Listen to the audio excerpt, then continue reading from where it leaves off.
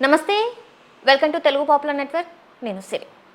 BJP కేంద్రంలో వచ్చినప్పటి నుంచి ఇప్పటి వరకు అంటే మోదీ గారు అంటే 2014లో ఒక మాట చెప్పారు, మేక్ ఇన్ ఇండియా అని చెప్పేసి. ఇక్కడే అవ్వాలి అని కూడా చెప్పారు.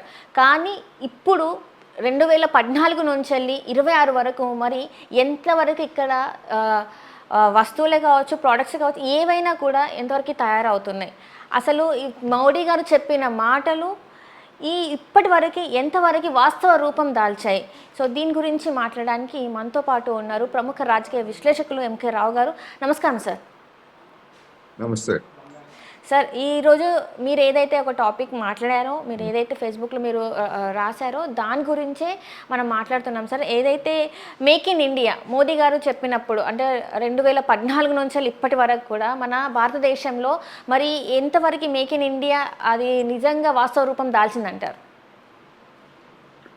Make in India, made in India లేదా ఆత్మనిర్భరత ఇట్లా 2014 నుంచి నరేంద్ర మోడీ గారు ఏడాదికి ఒక నినాదం చొప్పున కొత్తగా నినాదాలు ఇస్తున్నారు తప్ప పరిస్థితిలో ఎక్కడ వేసిన గొంగళి అక్కడే అన్నట్లుగా పరిస్థితి తయారైంది. ఇప్పుడు మన దేశం ఎగుమతి చేస్తున్నటువంటి వాటిలో వస్తువులు అనేటువంటివి వాటిలో మనకేమీ లాభం రావట్లేదు. మనకి సేవలు ఎగుమతి చేస్తున్నాం, అంటే ఐటీ ఉత్పత్తులను ఎగుమతి చేస్తున్నాము. వాటి ద్వారా మనకి గణనీయమైనటువంటి ఆదాయం వస్తూ ఉంటుంది. రెండు కలిపి చూసుకున్నప్పుడు మన యొక్క ఎగుమతులు అనేటువంటివి దిగుమతుల కంటే తక్కువ ఉంటున్నాయి. మొత్తం మీద చూసినప్పుడు అమెరికాతో పోల్చుకున్నప్పుడు ఎగుమతులు ఎక్కువ ఉండొచ్చు, కానీ అదే చైనాతో పోల్చుకున్నప్పుడు విపరీతమైనటువంటి తేడా. గతంలో అంటే 12 ఏళ్ల క్రితం $60 బిలియన్ మేరకు మనం లోట్లో ఉంటే ఇప్పుడు అది $113 బిలియన్ పెరిగింది. అంటే చైనా నుంచి మనం దిగుమతి చేసుకున్నటువంటి వస్తువులు ముబ్బడిగా పెరిగాయి. ఏం చెప్తారు బీజేపీ వాళ్ళు? ఏం చెప్తారు చూసారా? మోడీ గారు సెల్ ఫోన్లని ఇక్కడే తయారు చేయిస్తున్నారు, మనం చైనా నుంచి దిగుమతి చేసుకోవట్లేదు కదా అని చెప్పారు. అది వాస్తవం, కొంతమేరకు కొన్నిటిని దిగుమతి చేసుకోవట్లేదు. కానీ ఇక్కడ తయారు చేస్తున్నది ఎవరు? అదే చైనా కంపెనీలు, అదే యాపిల్ కంపెనీ. వాళ్ళు వచ్చి ఇక్కడ ప్లాంట్లు పెట్టి అసెంబుల్ చేసి కొత్త ప్రోడక్ట్స్ గా ఇక్కడి నుంచి ఎగుమతి చేస్తున్నారు. ఎందుకు ఎగుమతి చేస్తున్నారంటే మనం పిఎల్ఐ స్కీమ్ పేరుతోటి పెద్ద మొత్తంలో ఇక్కడ తయారు చేసి ఎగుమతి చేస్తే మనం రాయితీలు ఇస్తున్నాం. ఆ రాయితీలను ఉపయోగించుకోవడం కోసం ఆ కంపెనీలన్నీ వచ్చాయి ఇక్కడ. అంతవరకు ఓకే. కానీ మిగిలినటువంటి వస్తువులు చైనా నుంచి లేకపోతే ఇతర దేశాల నుంచి మనం దిగుమతులు చేసుకుంటూనే ఉన్నాం కదా. వాటి విషయం ఏమిటంటే దాని గురించి మాట్లాడు. అందుకని ఒక రంగంలో కొన్ని విజయాలు సాధించినంత మాత్రాన మొత్తంగా విజయాలు సాధించినట్టు కాదు. మొత్తం మీద చూసినప్పుడు సెల్ ఫోన్ కావచ్చు, లేకపోతే ఇతర కావచ్చు, 2014 నుంచి 2026 వరకు మన యొక్క అంటే ప్రపంచంలో 100 వస్తువులు తయారు చేస్తే మనం ఎన్ని వస్తువులు తయారు చేస్తున్నాము? 3 వస్తువులు తయారు చేస్తున్నాం. 3 అంటే 3. అమెరికా వాడు 17 వస్తువులు తయారు చేస్తున్నాడు, చైనా వాడు 28 వస్తువులు తయారు చేస్తున్నాడు. అంటే ఎవరు టాప్ లో ఉన్నారు? చైనా టాప్ లో ఉంది. మరి 28 వస్తువులను తయారు చేసేటువంటి స్థాయికి మన దేశం ఎప్పుడు ఎదుగుతుంది? ఎదగాలని మనం అందరం కోరుకుంటున్నాం, మోడీ గారు కూడా చెప్తున్నారు. కానీ మనం ఎప్పటి నుంచి 1.82 వస్తువుల నుంచి 3 వస్తువులకు పెరిగాం మనం ఈ 13 సంవత్సరాలు. మరి చైనాతో పోటీపడి చైనాని పక్కకి నెట్టేసి భారతదేశం ఒక పారిశ్రామిక ఫ్యాక్టరీగా భారతదేశం రావాలని కదా చెప్తా ఉంది. అంటే మనం ఇంకా ఎంత దూరం ప్రయాణించాలి అనేటువంటిది ఒక ప్రశ్న. మనం ప్రయాణిస్తాం, బాగానే ఉంటాయి. మరి చైనా వాళ్ళు లేదా ఇతర దేశాల వాళ్ళు భారతదేశం వస్తుంది కదా అని చెప్పేసి పక్కకి తప్పుకొని మనకి దారిస్తారా? వాళ్ళు ఎవరివ్వరు. వాళ్ళు ముందుకు పోవాలని చూస్తారు. 2030 నాటికి ప్రపంచ బ్యాంకు ఇతర నిపుణులు చెప్తుంది ఏంటంటే ఇవాళ 28% వాటాగా ఉన్నటువంటి చైనా, 28గా ఉన్నటువంటి చైనా వస్తువులు 2030 నాటికి 45 పెరుగుతాయని చెప్పేసి చెప్తున్నారు. ఉమ్, అంటే సగం వస్తువులు మొత్తం యావత్ ప్రపంచం 100 వస్తువులు తయారు చేస్తే 40 వస్తువులు చైనాలోనే తయారవుతాయట. ఉమ్, మరి అప్పుడు మన దేశం వాటా ఎక్కడ? మనం అమెరికా కాదు, ఐరోపా, జపాన్ కూడా మనం దాటలేనటువంటి స్థితిలో ఇవాళ మనం ఉన్నాం కదా. ఉమ్, జపాన్ 5% 5+, జర్మనీ కూడా అదే 5% లేకపోతే 6% అట్లా ఉంది. మరి వాటిని దాటలేనప్పుడు మనం చైనా నుంచి ఎట్లా దాటుతాము? కానీ కబుర్లు మాత్రం ఎర్రకోట దగ్గర నుంచి మన వస్తువులు మూల మూలకి పోవాలి అని ఉమ్, చెప్పేసి చెప్తారు. అందుకని ఈ విధానాలన్నీ కూడా ఫెయిల్ అయినాయి. ఫెయిల్ అయితే ఏమిటి, మనకు వచ్చే నష్టం ఏమిటి అనేటువంటి ఉమ్, ప్రశ్న ఎవరైనా అడుగుతారు. ఎక్కడైనా పారిశ్రామిక వస్తువులు ఉత్పత్తి జరిగితేనే, ఏ దేశంలో అయితే పారిశ్రామిక ఉత్పత్తి జరుగుతుందో అక్కడే ఉపాధి కల్పన అనేటువంటిది పెరుగుతుంది. సరే, చదువు తక్కువగా ఉన్నటువంటి వాళ్ళకైనా, చదువు ఎక్కువగా ఉన్నటువంటి వాళ్ళకైనా ఉపాధి పెరుగుతుంది. ఉమ్, అందుకనే చైనాలో ఆ విధమైనటువంటి ఉపాధి పెరిగింది కనుక వాళ్ళు తక్కువ ఉత్పత్తి చేస్తున్నారు. దాంతో ఉమ్, వచ్చిన ఇంకొక కొత్త సమస్య ఏమిటి, మనకు ఆదాయం ఇప్పుడు మనం ఒక 25,000 మనకి వాళ్ళ నెలకి జీతం వస్తూ ఉంది. అది 50,000కి పెరిగింది అనుకోండి, మనం ఏం చేస్తాం అప్పుడు? 25,000 కొనుగోలు చేసేటువంటి వాటిని మన కొనుగోలు శక్తి 50,000కి పెరుగుతుంది. మన లైఫ్ స్టైల్ కూడా మారుతుంది. ఉమ్, ఉమ్, మన వినియోగం పెరుగుతుంది కదా. వినియోగం పెరిగినప్పుడు వస్తు వినియోగం కూడా పెరుగుతుంది. మళ్ళా అది ఉమ్, కొత్త ఉత్పత్తులు దారివేసి ఉపాధికి దారితీస్తుంది.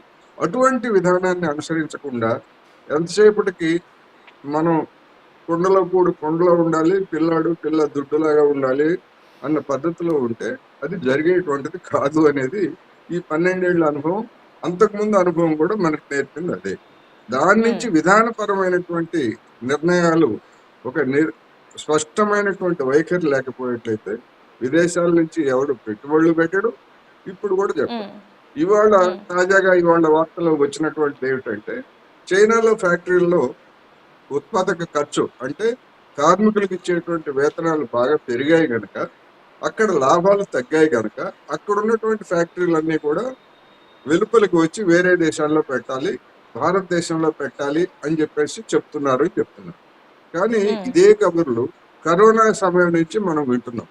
అవును సార్. చైనా నుంచి ఫ్యాక్టరీలు వెళ్ళిపోతున్నాయి, అవన్నీ కూడా ఇండియాకి వస్తున్నాయి, అన్ని వందలు వచ్చాయి, ఇన్ని వందలు వచ్చాయి అని చెప్పారు. కానీ ఇప్పుడు ఉమ్, వాళ్ళు ఎవరు ఏం మాట్లాడలేదు. కానీ ఆ ఉమ్, ఉమ్, వచ్చినటువంటి చైనా నుంచి కొన్ని ఫ్యాక్టరీలు బయటకు వెళ్ళిపోయిన మాట నిజం. కానీ వాళ్ళు ఎక్కడికి వెళ్ళారు? మలేషియాకి వెళ్ళారు, వియత్నాంకి వెళ్ళారు, కాంబోడియాకి వెళ్ళారు, లేకపోతే బంగ్లాదేశ్కి, ఇట్లాంటి దేశాలకు వెళ్ళారు. కానీ ఉమ్, భారతదేశం వైపు మాత్రం రాలేదు. ఉమ్. అందుకని లోపం ఎక్కడుంది అనేటువంటిది మనం ఆలోచించుకోవాలి. లోపం మన దగ్గరే ఉన్నది అనేది అలా స్పష్టం. ఏ ఏ రకంగా అంటారు సార్? ఎందుకంటే ఇప్పుడు మోదీ గారు చెప్పేది ఏంటంటే, ఈ 12 సంవత్సరాల్లోనే అసలైన అభివృద్ధి దేశం చూస్తుంది, అసలైన స్వాతంత్రం ఈ 12 సంవత్సరాల నుంచెల్లే ఉంది అని చెప్పేసి మాట్లాడుతున్నారు మోదీ గారు. వికసిత్ భారత్ 2047 వరకు వికసిత్ భారత్ అవుతుంది, అన్ని రకాలుగా అభివృద్ధి చెందుతుందని మాట్లాడుతున్నారు. మీరు చూస్తే ఇప్పుడు ఏమంటున్నారంటే, అసలు ఎట్లాంటిది జరగలేదు ఈ 12 సంవత్సరాలలో, ఇంకా పైపెచ్చి ఇంకా పెరిగింది తప్ప తగ్గలేదు అని చెప్పేసి మీరు మాట్లాడుతున్నారు. ఎలా చూడాలంటారు సార్ ఇది? ఇది నా అభిప్రాయం, నా బుర్రలో పుట్టినటువంటి ఇది కాదు. సార్. మన కేంద్ర ప్రభుత్వము బడ్జెట్ పత్రాల్లోనూ, లేకపోతే నీతి ఆయోగ్ ఇట్లాంటివన్నీ కూడా చేస్తున్నటువంటి నివేదికల ఆధారంగా మనం చెప్తున్నాం. నీతి ఆయోగ్ ఏం హ్మ్. చెప్తా ఉంది? చైనా కొన్ని రంగాలని వాళ్ళు వదిలేసుకున్నారు, ఆ హ్మ్. రంగాల్లో వాటిలో మనం అభివృద్ధి చెందొచ్చు అని చెప్తున్నారు. అంటే దాని హ్మ్. అర్థం ఏమిటి? 12 సంవత్సరాల పాటు ఆ రంగాలని మనం పట్టించుకోలేదు. ఒకవేళ హ్మ్. పట్టించుకున్నా గానీ చైనా పోటీని మనం తట్టుకోలేకపోతున్నాం. ఇప్పుడు హ్మ్. చైనా ఉదాహరణకు దుస్తులు. గతంలో దుస్తుల రంగంలో చైనా పెద్ద ఎత్తున ప్రపంచ మార్కెట్ అంతా కూడా ఆక్రమించింది. ఇప్పుడు చైనాలో దుస్తులు అంటే రెడీమేడ్ గార్మెంట్స్ ఇట్లాంటి వాటిని తయారు చేయాలంటే అక్కడ ప్రొడక్షన్ కాస్ట్ పెరిగింది. రెండోది, అంతకు మించి హైటెక్ ప్రోడక్ట్స్ ఎక్కువ వాళ్ళు తయారు చేస్తున్నారు. హైటెక్ ప్రోడక్ట్స్ కి డిమాండ్ ఎక్కువ ఉంటుంది. ఎలక్ట్రానిక్ హ్మ్. వెహికల్స్, ఇవాళ ఎలక్ట్రానిక్ వెహికల్స్ అనేటువంటిది మొత్తం ప్రపంచవ్యాప్తంగా చైనానే కదా నంబర్ 1. అక్కడ హ్మ్. వినియోగంలో నంబర్ 1, ఎగుమతులు చేయడంలో నంబర్ 1. చైనాలో సగం సగం తయారు చేసినటువంటి వస్తువులన్నింటినీ కూడా ఎలక్ట్రానిక్ వెహికల్స్, అవి స్కూటర్లు అయినా, మోటార్ సైకిల్ అయినా, లేదా కార్లు అయినా కానీ, ఆ హ్మ్. విడిభాగాలన్నింటినీ కూడా వివిధ దేశాలు దిగుమతి చేసుకొని వాళ్ళ దేశాల్లో ఎలక్ట్రానిక్ వెహికల్స్ ఉత్పత్తి చేస్తున్నారు. అందుకని దాదాపు 50% చైనా ఉత్పత్తులు 50 నుంచి 54% వరకు చైనా ఉత్పత్తులు ఎలక్ట్రానిక్ విడిభాగాలు తయారు చేస్తాం. ఇప్పుడు మనకి మారుతి కారు మనందరికీ తెలిసినటువంటి మారుతి కారు ఉంది. మారుతి కారు మన సొంతమా? మన దేశం లేదు. మన దేశం యొక్క ఉత్పత్తి కాదు, జపాన్ ఉత్పత్తి. అయితే మారుతి కారు ఇండియన్ కార్ గానే చాలా మందికి తెలుసు, జపాన్ కార్ అవును కాదు. సార్. ఎందుకంటే మారుతి అనేటువంటి పేరు ఉంది కనుక మన కంపెనీ. కానీ అసలు విషయం ఏంటి, మొట్టమొదట మారుతి కారు ఏర్పాటు చేసినప్పుడు 85% వస్తువులు జపాన్ నుంచి మనం దిగుమతి చేసుకొని ఇక్కడ అసెంబ్లింగ్ చేసి కార్ తయారు చేసేవాడు. ఇప్పుడు ఆ 85% వస్తువులు ఆ, బదులు 15-20% మాత్రమే జపాన్ నుంచి దిగుమతి చేసుకుంటున్నాం. మిగిలినవన్నీ కూడా జపాన్ కంపెనీలు ఇక్కడ సబ్స్టిట్యూట్ అంటే వాళ్ళు జాయింట్ వెంచర్స్ పెట్టి అదే కంపెనీలు మన దేశంలో తయారు చేస్తున్నారు. మంచిదే అది. కానీ కారుకు కావాల్సిన ఏమిటి? గుండెకాయ, ఇంజన్. ఆ గుండెకాయ లేదా గుండెకి సంబంధించినటువంటి కీలకమైన భాగాలన్నీ కూడా మనం ఇప్పటికీ జపాన్ నుంచే దిగుమతి చేసుకుంటున్నాం. అందుకని పూర్తిగా మారుతి కారు మనది కాదు. అదే విధంగా ఇప్పుడు చైనా వాళ్ళు కూడా ఏం చేస్తున్నారు, సెమీ ఫినిష్డ్ ప్రోడక్ట్స్ అంటే ఏమిటి అంటే మనకి సులభంగా చెప్పాలంటే ఇప్పుడు మనం ఇండోనేషియా ఉంది, ఇండోనేషియా నుంచి మనం పామాయిల్ దిగుమతి చేసుకుంటున్నామని చెప్పేసి చెప్తున్నాం. ఆ పామాయిల్ మనం రోజు మన వంటగదుల్లో వాడే పామాయిల్ కాదు అది, అదే ముడి పామాయిల్. ఎట్లాగైతే మనం ఇరాన్, ఇరాక్ దేశాల నుంచి ముడి చమురు దిగుమతి చేసుకొని ఇక్కడ రిఫైన్ చేసి పెట్రోల్, డీజిల్, ఇతర ఉత్పత్తులుగా మారుస్తాము, ముడి పామాయిల్ని దిగుమతి చేసుకొని ఇక్కడ మనం రిఫైన్ చేసి మనం అమ్ముతున్నాం. అట్లాగే చైనా వాళ్ళు కూడా ఏంటంటే ముడి వస్తువులు ఎగుమతి చేస్తున్నారు, రా పూర్తిగా ఫినిష్ కానిటువంటి అన్ఫినిష్డ్ గూడ్స్ ని చేస్తున్నారు. ఈ విధమైనటువంటి వాళ్ళకి లాభసాటిగా ఉంది, మనకి అది లాభసాటిగా ఉంది, మనం చేస్తున్నాం. అందుకనే గాల్వన్ లోయ ఉదంతాలు జరిగిన తర్వాత మన దేశంలో ఉన్నటువంటి బీజేపీ కావచ్చు లేదా ఆర్ఎస్ఎస్ ఇట్లాంటి వాళ్ళందరూ ఏం చెప్పారు, లేదు లేదు ఇంక చైనా తోటి మనకు మాటలు లేవు, మాట్లాడుకోవటాలు లేవు, సంబంధాలు లేవు అని చెప్పేసి తెంచేసుకుంటారు. 5 ఏళ్ల పాటు అదే పని చేశారు. కానీ 5 సంవత్సరాల తర్వాత 1 ఏడాది నుంచి మళ్ళా అంతకు ముందు ఉన్నటువంటి సంబంధాలను పూర్తిగా పునరుద్ధరించుకున్నారు. ఎందుకు పునరుద్ధరించుకున్నారు? బీజేపీకి లేదా ఆర్ఎస్ఎస్ కి ఇష్టం ఉండి లేకపోవడం కాదు, ఇక్కడ ఉన్నటువంటి పారిశ్రామికవేత్తలు ఒత్తిడి చేశారు. చైనా వస్తువులు లేకపోయేట్లయితే మన auto industry, electronic vehicles industry మూతపడుతుంది. అదేవిధంగా మన మెడిసిన్స్, మందులు తయారు చేసేటువంటి ఫార్మా ఇండస్ట్రీ, ఫార్మాకు కావాల్సినటువంటి ఇంగ్రీడియంట్స్ అన్ని కూడా చైనా నుంచి తీసుకుంటున్నాం మనం తక్కువ ధరకి. అందుకని ఫార్మా ఇండస్ట్రీ ఒత్తిడి చేసింది, ఎలక్ట్రానిక్ ఇండస్ట్రీ ఒత్తిడి చేసింది, అదేవిధంగా ఎలక్ట్రిక్ వెహికల్స్ తయారు చేసే ఇండస్ట్రీ ఒత్తిడి చేసింది. కనుక మనం చైనా నుంచి వాటన్నిటిని కూడా దిగుమతి చేసుకోవడానికి చేశాం. అటువంటి పరిస్థితుల్లో ఉన్నటువంటి మనము మరి చైనాని వెనక్కి కొట్టగలమా అనేటువంటిది కూడా ఎవరికి వాళ్ళు ఆలోచించుకోవాలి. అందుకని నేను చెప్పేది ఏంటంటే వాస్తవ పరిస్థితుల్ని జనానికి చెప్పండి, వాస్తవ పరిస్థితుల ఆధారంగా మీరు వ్యవహరించండి. ఇక్కడ మనం 1 ఏడాది క్రితం చూసాం, యాపిల్ కంపెనీలో